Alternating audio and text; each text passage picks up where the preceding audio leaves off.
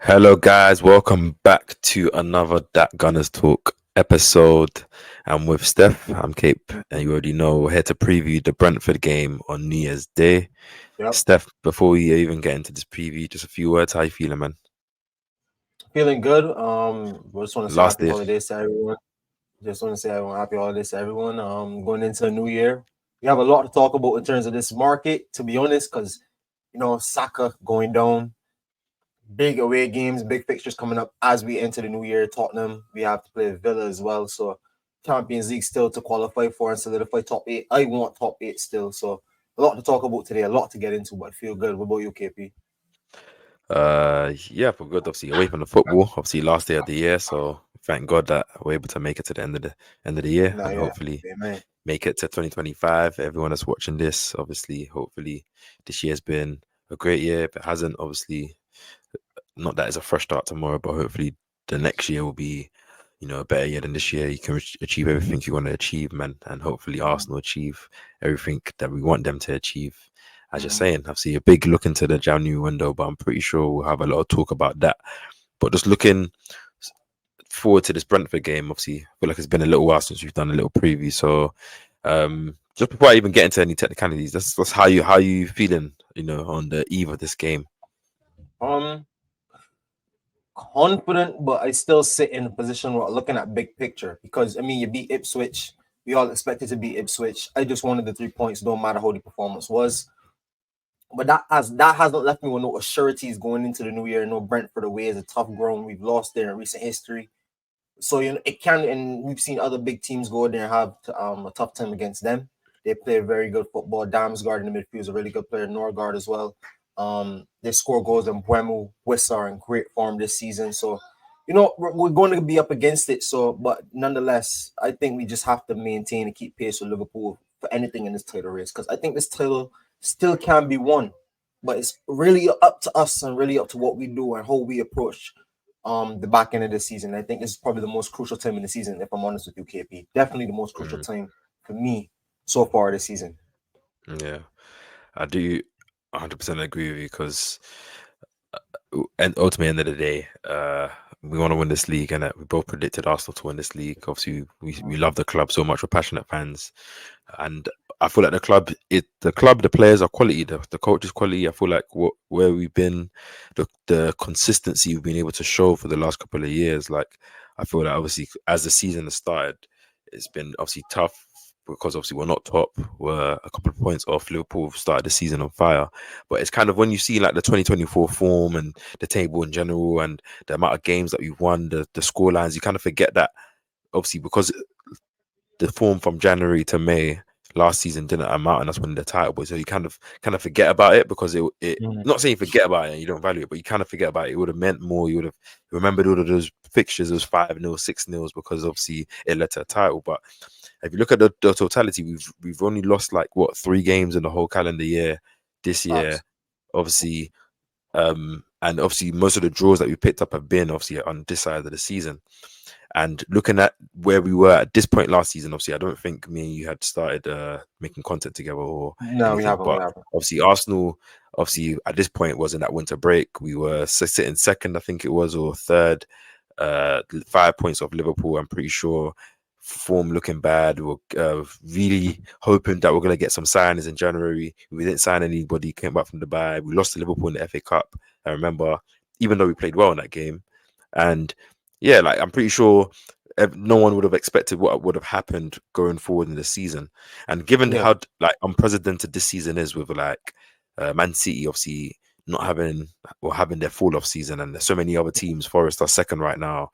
You see Newcastle hitting form. Bournemouth. All these they're different kind of teams, isn't it? United's Yeah. demise.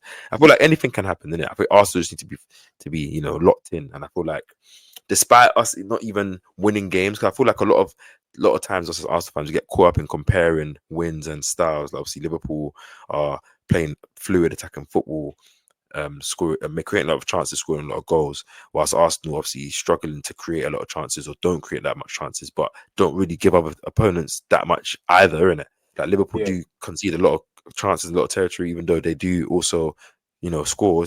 It's styles, in it, end of the day. But And to be honest, I think that's what's gonna have to carry us, and that's what we're gonna have to pride ourselves on. We're gonna have to pride ourselves on. No, I'm not saying when I say this, I'm not saying we're gonna have to play dead football. At the same time, I still do want to play attacking football. I still think there's enough quality in the attacking line to get goals in this team. But I'm saying, like you said, Liverpool gives away a lot of territory, gives away a lot of chances. And how many times this season have we seen teams have 0.02, 0.01, 0.03 xg, leave with nothing, one shot on target all game, two shots on target all game, and sometimes we win, and sometimes we lose, or sometimes we might draw a game. And I think that's probably going to be the deciding factor for me. And I think this is why the window is so pivotal for me.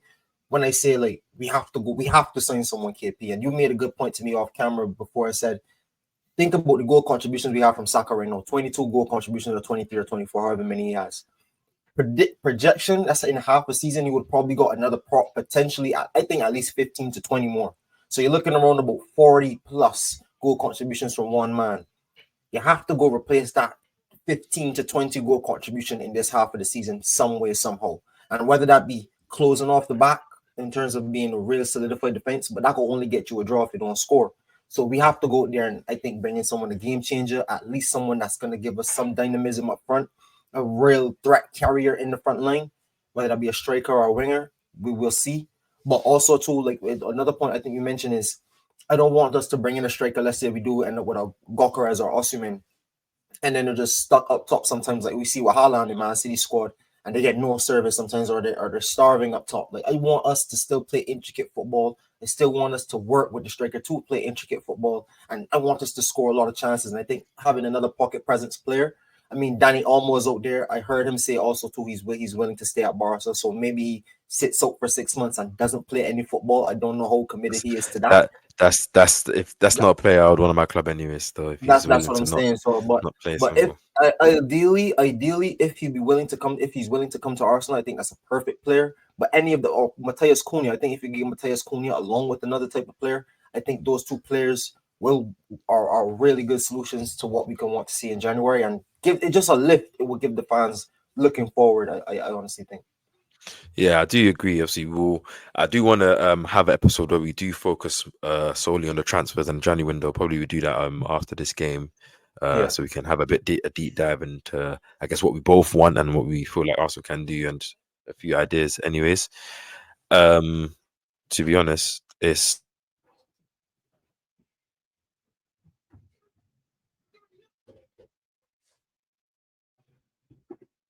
so about that. So it's interesting to see. But, like, moving on to the game, I just want to make one point though, yeah, because I do, just off the back of a lot of things that you were saying, I do agree as well. I think our defensive structure is something that we've seen. It's been tried and tested. I think when me and you started to discuss a lot, obviously off the camera last season, on camera, one thing that we were very confident in, despite obviously us smacking teams 4-5-0, was the way we weren't giving teams Clean not even sheets.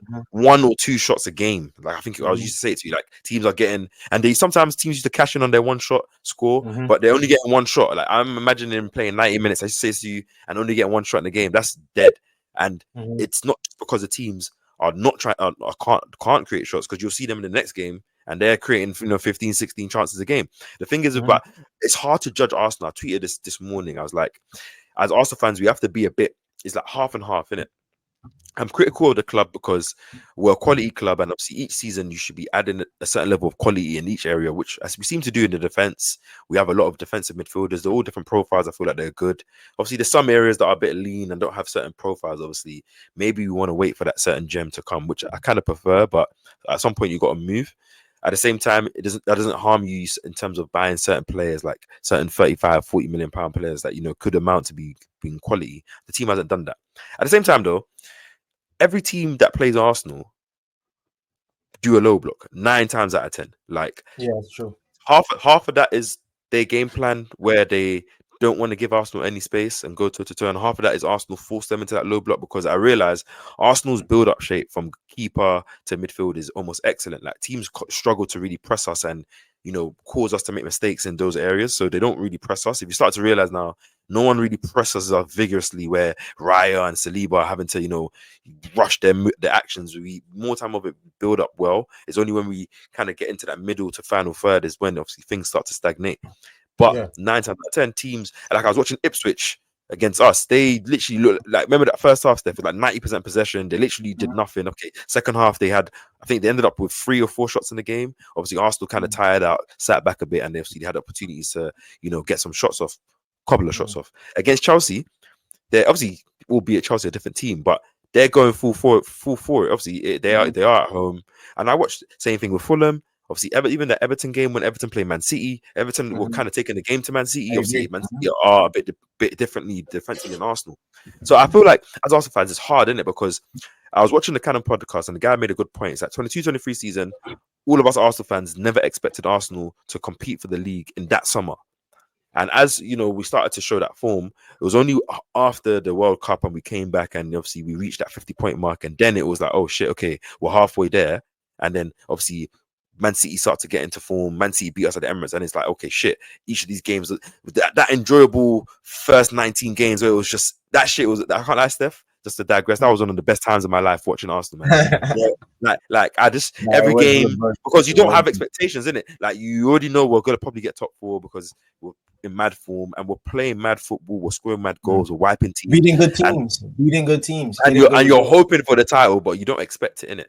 Obviously, since that season, every other game I feel like we don't really enjoy. Like when I've gone to the Emirates, I don't know if I've told you, like there's a tension in the air, it's like people are not enjoying the game as much because everyone's kind of on the edge because they want us to score so that they can kind of relax because it's like, oh, we need to win because we know each win is about the title. You can see in the Arsenal fans, in it, and I think Arsenal fans tend to not see certain things like where the games that we play are not back and forth. And when we get those back and forth games, Arsenal put teams away. Every game this season that teams have opened up, we've put them away still. Obviously, teams that have gone, do the low block. And obviously, teams should game plan as they should. If you need to do a low block in that, you should do it because what's the point of you opening up and potentially losing the game? Getting beat 4-5. But I feel like it's hard as an Arsenal fan to kind of judge it because we talk about boring games and we're not creating that much chances. And of course, we can do more. I said it, more long shots, more ball carries, more central play, more crosses, like more pullbacks to the edge of the box. All these things can create more shots. But at the end of the day, if teams are literally putting 10 men behind the ball for 90 minutes, there's only so much you can do compared to when there's so much space in behind these other games, innit? So I feel like it's hard to judge Arsenal, innit? But seeing one thing that gives me confidence is last season, I'm seeing the same defensive, characteristics being shown in the last couple of games. I know this. I've seen this team this season score 5 goals on at least 3 or 4 or 5 occasions already. So us getting into form where we're putting teams away and scoring 3-4 goals from that, the basis of the defense is already there, in it. So I feel like going to this Brentford game, like it's weird, isn't it? Because obviously we play so like there's been such a big break between us, our game, and everyone else's game. So it's like we've been able to kind of see the results, kind of think about it, and now kind of go into our game and feel like, do you know what I mean? But I feel like we're ready, and Brentford will at home. They're gonna want to come out. I don't think they're gonna just park the bus. I'm not saying they won't have moments where they're gonna be low block, but I think they're gonna still try and come out. They got dangerous players in Mbeumo, in Wissa, Damsgaard, obviously they're having good seasons, and I feel like ultimately Arsenal, if we're serious, and I know we're serious, should be handling this game. Obviously Brentford, since that first time they beat us when they first got promoted into the Premier League, that 2-0, they've literally had bad results against Arsenal. Arsenal have won, I think, 5 games and drawn 1 in the last 6 since we played Brentford. Obviously, most notably that last one in the Premier League at Emirates when Kai Havertz scored that header. I think it was like. Yo, you remember what? You said it was 5 wins and a draw. You said from our last 6, right? Yeah. So then that draw was the one where they forgot to draw the lines, right? Yeah. So it would have been a win. Criminal, bro. So I feel like obviously, and don't get me wrong. Those also, apart from that, remember Ethan Manieri's debut, Fabio Vieira's lovely goal. There's been moments there. We've had good moments. Kai Havertz has scored 2 clutch goals against Brentford. I just realized now. True. Obviously, So going into this game, obviously, we already know Saka's out, but I think Sterling apparently said he should be back soon, which is obviously good news. And obviously, I feel like as much as we do want a winger as well, and I feel like we should sign someone, it will be interesting now that he has an opportunity to have this position, and we're gonna have to rely on him. How does he actually fare without it? You know, he's been sparingly used. When he does have the opportunity to play, let's see how he plays. Obviously, in the Brentford game, I'll get onto the lineup, Steph. Obviously, we know who we started in the last game. It was Martinelli on the right and Trossard on the left. Obviously, the midfield was Kai Havertz playing, in that, like false 9, false 10 type of position. For this game, what would you go with? Do we feel like the back four and the obviously goalkeeper I would be keep the RAYA? I keep the back four and the goalkeeper the same. I do have some interesting. I do have an interesting addition or something I do want to talk about. I think that's something that has been very, very interesting.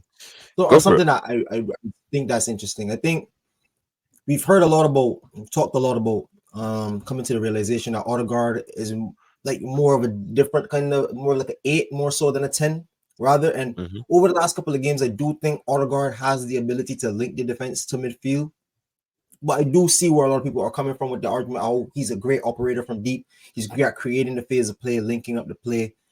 And I know we talk about having ODEGAARD, we have Nwaneri backup for ODEGAARD, or ODEGAARD and Nwaneri switching out that role. But I just think maybe if you play 2 of them together at the same time, if you come across a game where you're going to be, like you said, Arsenal are I'm so confident in how Arsenal dominate territory, dominate the possession of opposition's halves.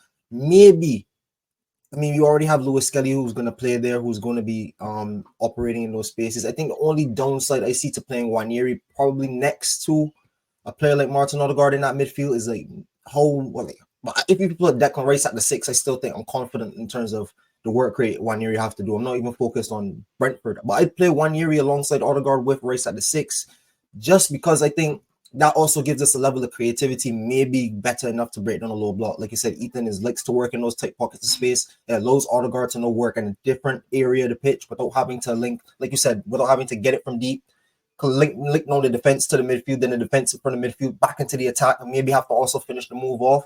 It takes a little bit of creative pressure off Odegaard in the final third. You have Nwaneri doing his thing that he can do. Like you said, he's a guy has a good eye for goal. He likes to work in the pockets of space. You have him working in there. I think I'd start Jesus off the right. I start Martinelli off the left, Kai up top. And that would be how I'd line up. I think that lineup gives us a lot of different options, a lot of different variations. And to be honest, against Brentford, I think yes, Brentford I want to play on the counter, but fuck that, man. Not even want to curse, but bro, let's play some football now. Let's build an intimidation factor. And I think that midfield is going to win back a lot of the ball. It's hungry.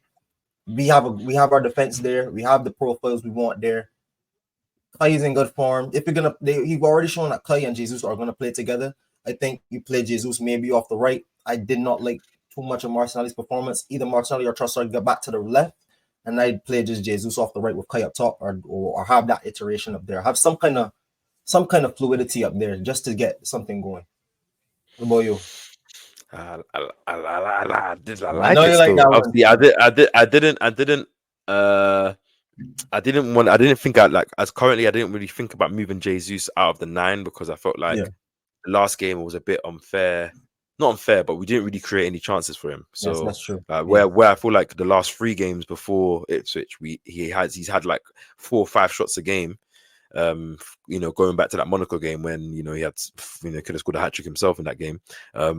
Feel like I don't want to move him from the 9, but at the same time, I forgot about that him playing on the right. So it was interesting what you're saying, and I also, because I'm always, when I think about these lineups, I'm always thinking about like what will MIKEL do, because more time, I don't feel like he's gonna do that move, and obviously especially where I think the difficulties, I think the long-term plan is to move to where maybe Odegaard does drop deeper. I think with Vieira going out on loan, I think Ethan getting the opportunity in the first team and a taste, I think it's to get these players both ready to compete for that 10 position. And I think long-term, maybe we might see both Jorginho and Partey go with us bringing in another 6, and Odegaard drops deeper, and then him and MERINO compete for that that position in the left 8 type situation, or other center mid, and we actually play that 10. I feel like as a squad is currently constructed, I feel like it's difficult for MIKEL to make that move, even though I want him to see it, unless unless it's a game he should. I feel like Ipswich at home is the kind of game he should put Odegaard and Nwaneri, right? Like it wouldn't be Brentford away, even though I want us to be brave enough to do that in Brentford away, and shouldn't be thinking about always, what could they attack us with and all that kind of stuff in it. But obviously you have to in it, because I think the Premier League is so good now that you can't just not consider the other teams. That it's so funny. I was watching what did I get? What did I say? I'm digressing. I got sent one clip. No, I also posted one clip of I sent it to you. It was Everton versus Arsenal, and Arteta was playing for Arsenal. I think Arsenal beat them 4-1. Yes, you did send me. I don't even think I watched. I remember Arteta assisted from the corner. Yeah. And that was the first clip, and it was like I'm watching this game. I'm like, there's no low block, there's no shape, and I'm like, Arsenal, even though Arsenal playing this kind of long ball in behind to Eduardo, takes a good touch around the corner, boom, goal. I'm like, this is not really what the Prem is now. And obviously, some of those players that are playing, like what's happening, what Eduardo's doing to you, like, it's not happening now. Do you know what I mean? It's just digressing, anyways. But yeah, I like your team, man. Like, it's making me think, because obviously I think Mikel's going to go the same team. The only, I think the change I would have made is I would have probably shifted Martinelli to the left and put Wanyeri right wing, just to see how that would look. Obviously, we've put in that kind of similar Bukayo Saka type of profile on that side, restoring Martinelli back to the left-hand side, and then potentially keeping the Kai Havertz Jesus, because I think Brentford will play more of a mid-block, so Kai Havertz's runs and space might be a bit more useful in this game from the midfield. But at the same time, like, I don't want that. Obviously, it's hard, man. I'm just thinking, because I like the Wanyeri midfield shout. I think Mikel said something about because I don't know if you noticed in the first half, like, I don't think we were trying to use Martinelli like how we used Saka, where he was isolated 1v1 out wide, and it's a bit different because Martinelli can't like have the opportunity to go inside and outside like Saka does. He's only going to go on the outside, which makes it a bit easier, which obviously he was putting in good crosses, but for like in terms of overall game presence, being able to drive us up the pitch, win fouls, that's not how he was. I think in the second half, I don't know if you noticed, it was Timber that was a bit more hugging the touchline, and Martinelli was playing a bit more inside, or a bit more free roamy, I should say. And then obviously ODEGAARD was also hugging that touchline, where he was able to get the ball outside and drive that's inside. That's always kind of concerned me when you talk about Martinelli playing right wing. And I think people will be like, and it goes back to another point you just made in terms about back in the days about there wasn't no touch tight, there wasn't no low block, there wasn't too much of that. I mean, but like Martinelli would get it in the classic days. Martinelli would get it, pick it up on the right hand side, beat him out for pace, put it in a good cross, because most of the game was different. But I'm saying, I think like how the game is now, especially how we play in terms of like how we like to set up. Because I saw even Kai Havertz dropping over there, trying to link up the play with more time. When said Declan Rice had it in the middle, Kai Havertz will pull from his position, pick it up on the right hand side, create that left-footed profile when ODEGAARD will come in, and then they will start to play football like that in the little triangles like that. I think maybe that's really just a pattern of play we've created, and I think a left-footed player just suits for something they like to do. Now, I don't want to sound like it's pure robotic, but like you can see it a lot of the times how they would like create space, like for Bukayo Saka. They would, like, that's what Mikel was saying about the players can't play the same because Bukayo Saka's not there. So I feel like that's as much blame on. Obviously, we're in our routine, isn't it? So I'm pretty sure the most players understand that, okay, we make these movements, and then boom, ball goes out to Saka. Then if Saka 1v1 or Saka, 2v1, you can kind of get out of situation. Obviously, it's a bit different, isn't it? Like when you have one, a right-footed player, two, Martinelli, who's just different to Saka, innit? Which is why Mikel was talking about we need to be used for maybe the overlapping fullback has to be a case that, to take a bit of a man away, to add another option that, for example, or ODEGAARD doesn't have to play as close to him. Maybe he can go a bit more central to where he can. It's the team's going to play different, and I think when I'm seeing the reaction, I kind of a few days after the Ipswich game, obviously it was a bit of a dead game. It was a bit annoying. I thought there was a lot of good aspects. It was only dead game in terms of the chance creation. I think in terms of everything else, defense, the build up, the midfield, everything was good. Like I feel like I liked what I saw. I feel like there was some good performances in, especially Lewis Skelly. But I think it was just the attack and just the chance creation alone. I don't think it was like, oh, our passes were that bad and the quality of I don't think it was anything like that. Like I think it was just that. And I think, as I said, like it was the first game without Saka, the first game of trying this lineup, or trying a lineup, because he might go with Merino tomorrow, and that's a bit different than playing Kai Havertz in midfield, or he might go with Partey at the 6 again and put Declan Rice at the 8. You don't like, I'm saying there's so many, and then you still have these. It's the second game now, so it's like he can only he can only tweak certain things. Maybe okay, Martinelli tucks inside a bit more and Timber overlaps or Timber underlaps. Like it's trial and error. Like sadly, it has to go on the season. But I think Arsenal fans are so harsh sometimes. Like we want so much, and in the win, obviously, it's good to criticize in the win, but it's about how do you analyze it. Like what did you expect in the first? Even because Wanyeri could have played right wing and it could have still looked egg shape, and it's like, what do you expect? It's the first game. Like it's not going to look like a well-oiled machine, innit? Obviously, I'm just going to little rant there, so obviously I'm digressing. I kind of want to go with your team, innit, because I do like the Wanyeri shot in the midfield. I don't think he's going to do it. I don't think he's going to do that though. Like I think, no, I don't think so either. I don't think he will do it in Brentford away. I don't think he will do Brentford away. I wouldn't mind if he does it, but I don't think he will start Wanyeri. And I don't think he should anyways, because I feel like now, especially with Saka out, a lot of fans are looking for the next spark in it, as we should. But again, it's similar to the ODEGAARD situation. It's like you put him in there, he could shine, but if he doesn't shine, because what everyone's going to expect is for him to have an impact that is of that level. Maybe he doesn't come and get the goals, but he's going to bring the chance creation and the flair and, you know, something different. And if he doesn't do it now, it's either people are going to say he's not of that hype, or people are going to criticize the team for not recruiting, or people are going to now find someone else on the team to blame to kind of shed that, oh, the guard isn't good enough because he should be creating money. Do you know what I mean? It's hard, isn't it? Yeah, I know what you mean. But so I mean, but like some would argue this is the situation you leave yourself in when you don't have a good summer window. But yeah, it's true. But that's the situation I want is this. That's why I said the club just have to reassess the profiles of everyone. Then like I think Rice is a 6 that can play 8, but he should be our main starting 6. And, yeah, I think so too.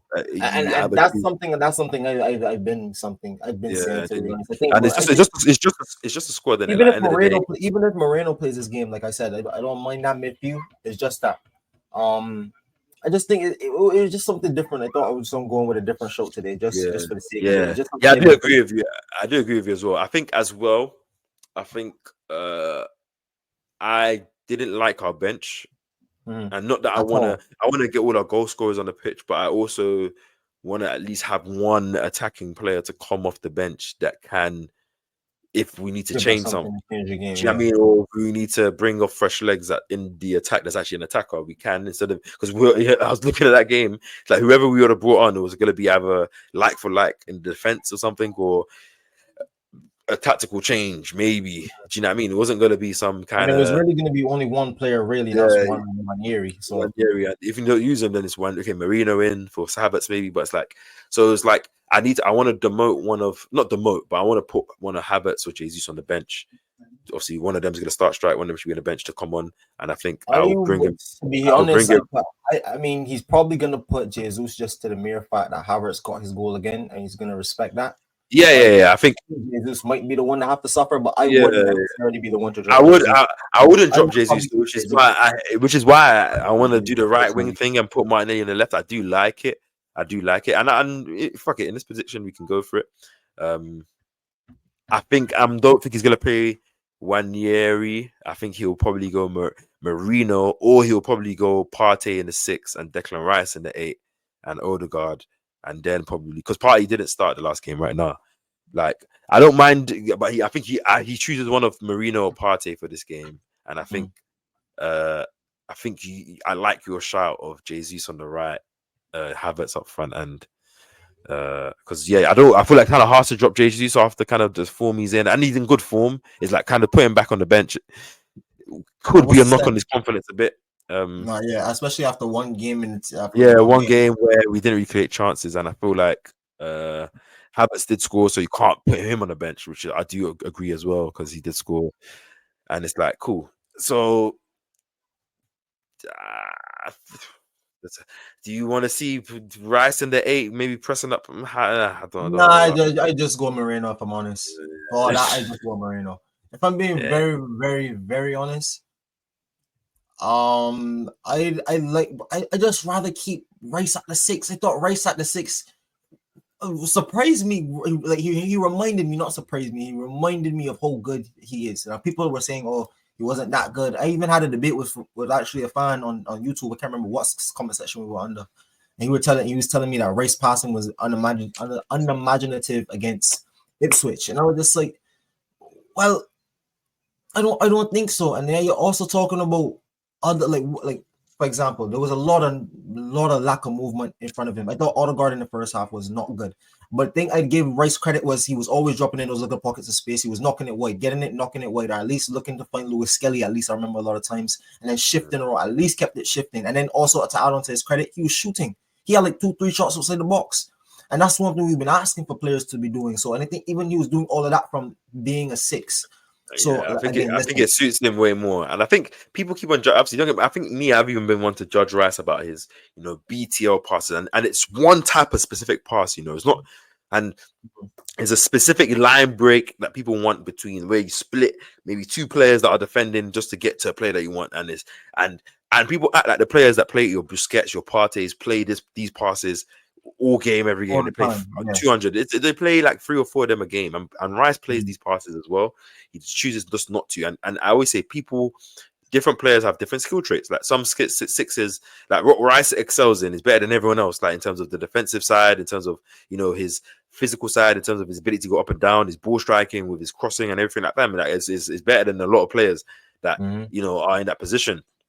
There's some players that are 6s, like a Jorginho, that can probably pass better than anyone else, but then everything else apart in that position they might not have that you need, especially in a team that is playing in an expensive way. So I think when people look at it, like it's annoying. Same way like Haaland is a good striker in himself in the way he can score goals. I don't like that style of striker.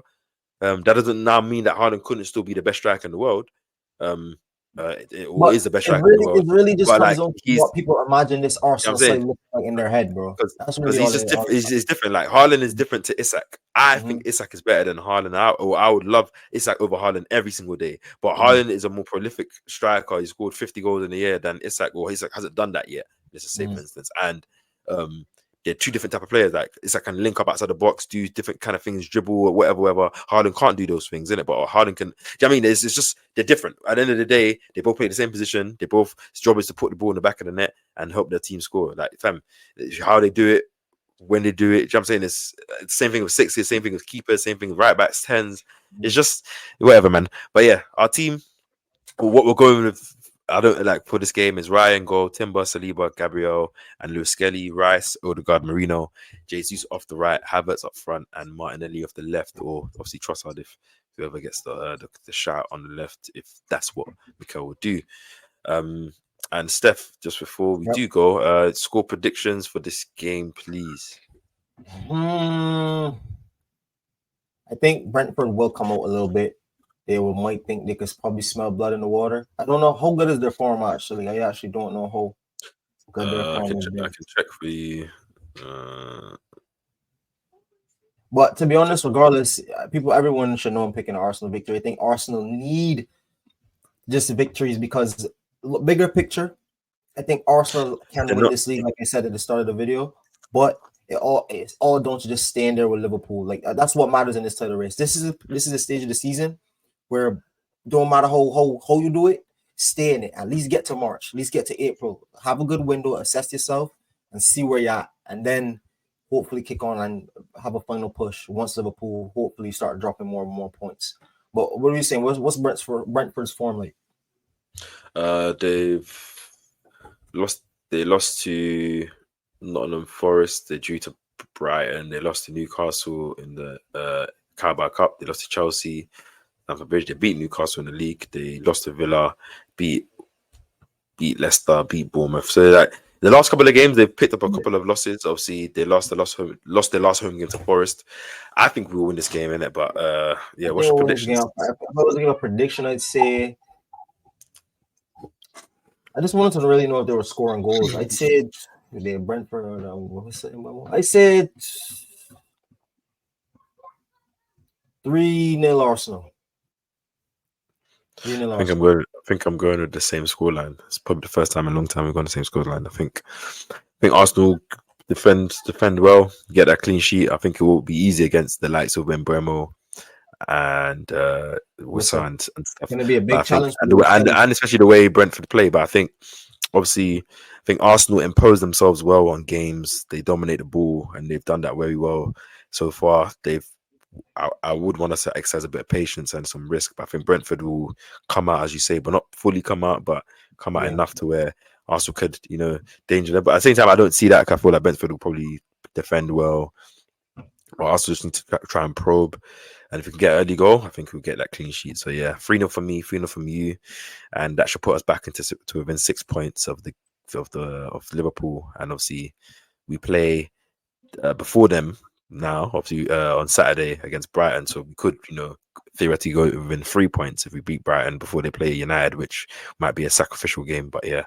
So Steph, it's been an enjoyable one. I'm pretty sure we'll see if we can get a preview for the Brighton game on the Saturday before. And hopefully we're reacting to our Arsenal 3-0 win where we both predicted it right. It'd be a great result. That sounds like a great result. Yeah, we'll definitely talk a bit more about this transfer window, what we want to see in it, what we expect. Can like more of a deep dive into more of an episode dedicated to the transfers alone, and obviously actually have a look at some players and just we talk transfers, all things transfers, because the January window opens up tomorrow as well as New Year. So thank you guys for watching. I just want to wish you guys a happy New Year for everyone. If you got to the end of this video, hit subscribe to Gunner Street, hit subscribe to K-Pad Pauser. We're you already know. Both on the road to 2K and 1K for me. And yeah, we'll catch you guys in the next video, man. Come on, Arsenal. It's time for us to charge and win this league in this 2025. So hopefully this is the start of many, many wins in this next 19 games or so.